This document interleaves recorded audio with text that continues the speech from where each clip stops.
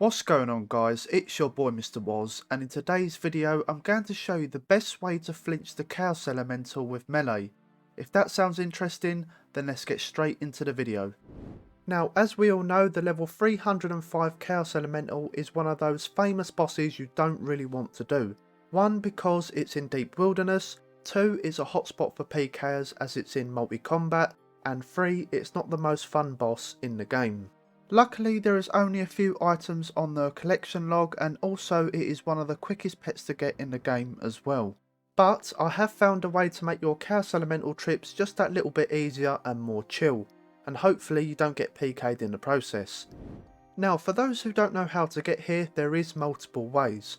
The quickest way to get here is by using an obelisk in your house, or using the obelisk just outside the Ferox Enclave, and you can teleport there by using your minigame teleport to Clan Wars, or by using a Ring of Dueling.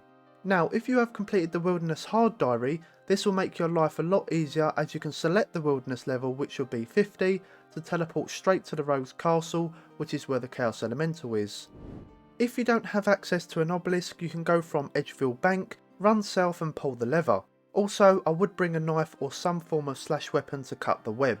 Then all you got to do is run east past the resource area and the Scorpion Pit, and then you'll reach the Chaos Elemental. And lastly, you can use an Annakarl teleport tablet, then run northwest along the fence until you see the gate. This does require completion of Desert Treasure, but if you have completed this, then pass through it and run northeast. Now, I'm not going to go through any gear setups as this is just a flinching guide, but you would normally use either ranged or melee, and as you can only do this with melee, I'm going to show you how easy it is to flinch the Chaos Elemental. Now, with this boss you might have to hunt around this area for a little while as the Chaos Elemental can be roaming around, so I would suggest bringing at least one stamina potion, or you can simply teleport to a different world until you find the boss in sight. Once you have found the Chaos Elemental, attack it whilst praying magic, and what you want to do is lure the boss over to this tile where I have marked. I would turn your run off at this point, as if you run away you can lose aggro and then you're going to have to run all the way back to attack the Chaos Elemental again, which can be quite annoying.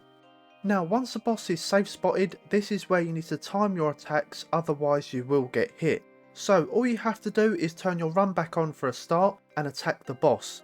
And as soon as you hit it, you need to run back on that tile straight away. If you do this correctly, you will not take any damage. Now, to continue the kill, you will have to wait till the health bar of the Chaos Elemental has disappeared, then you can attack it again and run back to the tile, and simply just repeat until the boss is dead. This is a great way to kill this boss as you don't need protection from magic anymore, and you can turn on your piety to attack the boss, and when you run back to the tile you can turn it off just to save some prayer. The only prayer I would keep on at all times is protect item for obvious reasons. Now, this spot is quite good because it's at the back of the Rogue's Castle and some PKers won't find you here. If they do, you can simply run around the edges of the castle and hopefully escape using the obelisk, or you can go in the Rogue's Castle and use the ladder and hopefully escape that way. And a little tip when killing this boss, I would take a full inventory of curries. One of the reasons why is they heal 19 hit points, which is really nice.